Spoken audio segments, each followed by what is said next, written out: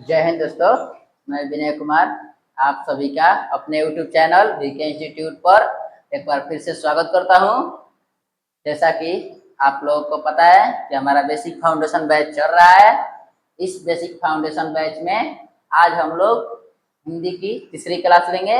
इसमें हम लोग वर्णिका के 2 चैप्टर पढ़ चुके हैं और आज तीसरा चैप्टर पढ़ेंगे, जिस चैप्टर का नाम है माँ। समझा गया? चलिए तो हम आज की कहानी को स्टार्ट करते हैं। यह भी एक कहानी है जो गुजराती भाषा की कहानी है। इसको हिंदी में अनुवाद किए हैं गोपाल दास नागर ने। चलिए हम पढ़ते हैं। क्या देखते हैं पहले, माँ जो कहानी है इसके लेखक कौन है। सबसे तो पहले हमें यह समझना होगा कि माँ कहानी के जो लेखक हैं वो कौन है। लेखक कौन है? ईश्वर पेटलीकर। ईश्वर पेटलीकर, ये जो ईश्वर पेटलीकर है गुजरात के रहने वाले हैं। इन्होंने ही माँ कहानी को लिखा है। इनके बारे में पढ़ समझ लेते हैं। लेखक का जन्म कहाँ हुआ था? तो गुजरात में ही हुआ था। गुजरात में पेटली ग्राम में। कहाँ? पेटली ग्राम। समझ में आ गया? गुजरात के पेटली ग्राम में ईश्वर पेटलीकर का जन्म हुआ था। इनके नाम पर इनके गांव का नाम है पेटली ग्राम। कब हुआ था? 9 मई 1916। कब? 9 मई 1916। इनकी मृत्यु कब हुई थी?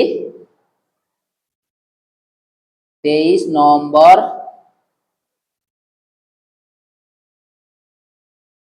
1983। 23 नवंबर 1983 को इनका क्या हो गया था? मृत्यु हो गया था। समझ में आ गया? चलिए, और ये किस भाषा का कहानीकार है? गुजराती भाषा के। जो गुजरात में जन्म हुआ था, कौन सा भाषा जानता हो? गुजराती। और इसका हिंदी अनुवाद किसने किया था? ये जो कहानी है जिसको हम हिंदी में आज पढ़ेंगे, हिंदी अनुवाद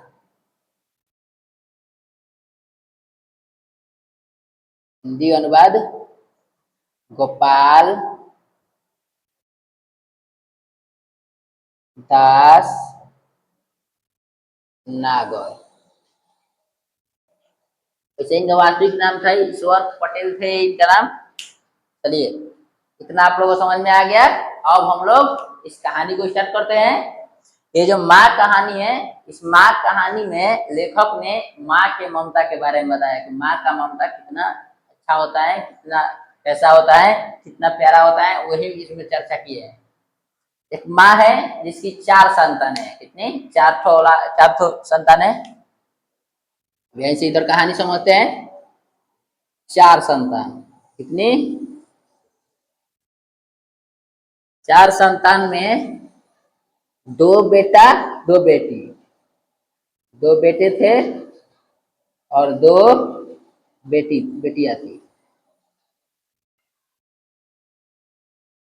ये जो दोनों बेटे थे इनका भी शादी ब्याह हो चुका था और इसमें का भी एक का हो गया था। जो बड़ी बहन थी उसका शादी हो चुका था। देखिए, ये जो 4 संतान थी, इसमें जो दोनों बड़े तो इनका शादी हुआ था। ये लोग अपने बाल बच्चे के साथ शहर में रहते थे और शहर में ही कमाते थे और शहर में ही पढ़ाई करते थे अपने बच्चों को। और ये जो बड़ी बेटी थी उस भी ससुराल चली गई थी। इसमें 2 बेटी, एक का नाम था कमू, ये बड़ी थी। पूछता है कि बड़ी बेटी का क्या नाम है? कमू। और छोटी बेटी क्या? मंगू। छोटी बेटी कौन थी? मंगू। इस कहानी में पूरा पूरी मंगू के बारे में जिक्र किया गया है, क्योंकि मंगू जो थी वह पागल थी और गूंगी थी। क्या थी? गूंगी थी और पागल थी। कब से? जन्म से ही थी। ये जन्म से ही गूंगी और पागल थी। पूछा जाता है कि मंगू कब से पागल और गूंगी थी? तो कब से? जन्म से। यहाँ पर समझते हैं हम लोग मंगू के बारे में। मंगू क्या थी? पागल एवं गूंगी। कब से? जन्म से। तो याद है कि मंगू कब से पागल और गूंगी थी? तो जन्म से। समझ में आ गया? अब आगे समझते हैं। कि जो मंगू थी तो लोग जैसे कि आसपास के जो लोग रहते थे वो लोग बोलते हैं ना कि इसको पागल खाना में भर्ती कराओ, शायद ठीक हो, हॉस्पिटल में ले जाकर अस्पताल में भर्ती कराओ। जब भी इसके माँ से लोग कहते थे कि इसको भर्ती कराओ शहर में, तो इसकी माँ हमेशा बोलती थी कि नहीं, वो अस्पताल में नहीं हम भर्ती कराएंगे, क्योंकि जब मैं माँ होकर ख्याल नहीं रख सकती तो अस्पताल वाले क्या रखेंगे मेरी बेटी का ख्याल। वो अस्पताल को गौशाला कहती थी, गौशाला जैसे गाय को रखा जाता है, जहाँ पर पूछा जाता है कि माँ अस्पताल को किसकी संज्ञा देती है, तो गौशाला की। तो नहीं भर्ती कराती थी। तो इसी बीच हुआ क्या कि गांव में एक और लड़की थी जिसका नाम कुसुम था। गांव में एक और लड़की थी कुसुम नाम की, वो भी पागल हो गई। उसके माता पिता उसको अस्पताल में भर्ती कराए तो जो ये जो थी एक महीने बाद ठीक होकर गांव आ गई। पहले महीने में ठीक हो गई, अगले महीना लेकिन डॉक्टर कहने पर एक महीना और अस्पताल में रही, 2 महीना रही अस्पताल में और ठीक होकर गांव आ गई। जब कोई पागल होकर गांव आएगा तो सभी लोग देखने जाएंगे, पूरे गांव के लोग देखने गए उसको। जब देखे कि ठीक हो गई, इसकी मंगू की माँ भी गई थी, माँ जो थी ये भी गई थी देखने की आखिर कैसी है कुसुम। कुसुम ठीक हो गई थी तो लोगों ने कहा कि माँ जी आप भी एक बार भर्ती करा कर देख लीजिए, क्या पता मंगू ठीक हो जाए। इस बार माँ ने विरोध नहीं किया, इस बार नहीं किया और वो भर्ती कराने के लिए राजी हो गई। चलिए, तो अब वो जब भर्ती कराने के लिए राजी हुई तो बड़े बेटे को शहर से बुलवाई, बड़े बेटे को चिट्ठी भेजवाई। तो वो आया, नो तो वो भी जब मजिस्ट्रेट देखो पागल को भर्ती कराने अस्पताल में तो मजिस्ट्रेट का तो परमिशन चाहिए। तो मजिस्ट्रेट से कागज बनवा कर सारा का सारा वो ले जाने की तैयारी में लग गया, सारा काम करवाने लगा। तो माँ को लगा कि बेटे को भी इससे छुटकारा चाहिए, इसलिए जितना जल्दी जल्दी काम करवा रहा है। माँ का ममता है, वो कुछ भी सोच सकती है अपनी बेटी के प्रति। तो जब जिस आखिरकार जब जाने का जब दिन आ गया तो रात भर दोनों को नींद नहीं आई, बेटे को भी और माँ को भी। माँ तो और ज्यादा सोच रही थी कि कल क्या होगा कैसे होगा। अंत में जब अस्पताल में जब गए तो अस्पताल में एक पहले ही से एक पागल बैठी थी जिसका पति उसके बगल में था। उसका पति से बोली, पागल जो औरत थी पागल थी, वो बोली कि परिचारिका यानी कि जो देख रेख करने वाली दाई हुई होती है ना, उसको परिचारिका कहते हैं। उसको दिखाकर बोले कि अपने पति से, ई भूतनिया मुझे अच्छे कपड़े नहीं देती। तो परिचारिका बोली लो खा लो, इसके बाद मैं तुमको सब दूंगी। तो इतना जब सुनी जब माँ ने, तो माँ को लगा कि ये लोग दयालु हैं, ये लोग मैं ख्याल रखते हैं, पागलों का अच्छी तरह से ख्याल रखते हैं, मेरी बेटी का भी रख लेंगे। इसके बाद जो डॉक्टर और मेट्रन थे, मेट्रन यानी जो मुख्य नर्स थी और डॉक्टर, वो आ गए। वो आए तो उन्होंने मंगू का कागज देखा और मंगू को भर्ती कर लिया, मंगू को अस्पताल में भर्ती कर लिया। माँ ने मेट्रन से कहा कि देखिए मेरी बेटी को कुछ भी ख्याल नहीं है ना, ठीक से पैखाना वैखाना कुछ किसी भी चीज का ख्याल रही है, इसको जरा ध्यान रखिएगा। और ये रात को सोती नहीं है, लाइट जलते रहता है। तो ये बोली मेट्रन टेंशन मत लीजिए माँ जी, आपको इसको रात में भी 2-4 बार बिछावन चेक किया जाता है और जो उसको नहीं नींद आती है उसको नींद की दवा देकर सुलाई जाती है। तो माँ को थोड़ा सा विश्वास हुआ, लेकिन माँ थी उसकी तो चिंता एकदम जाहिर थी, चिंता वो तो करेगी ही।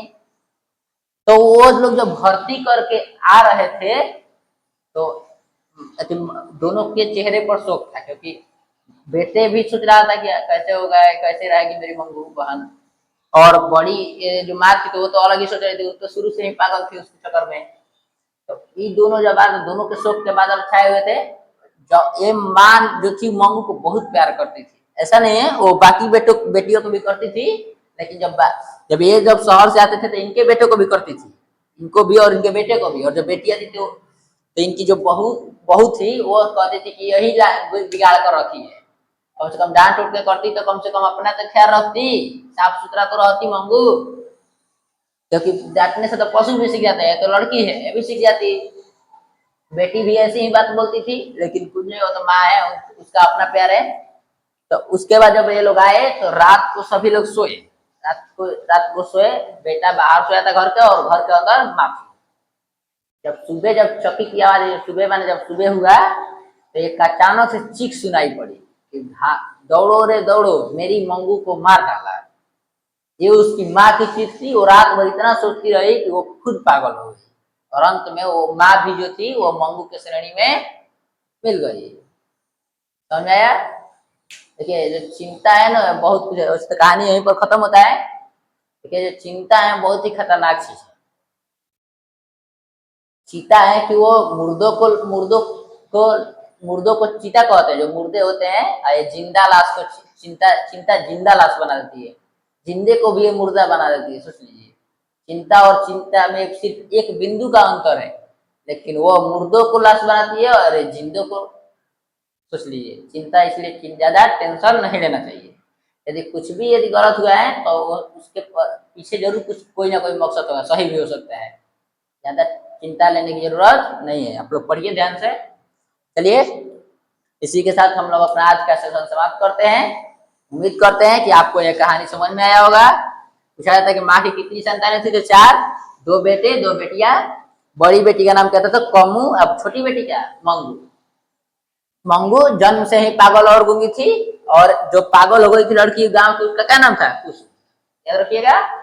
चलिए, जय हिंद, जय भारत।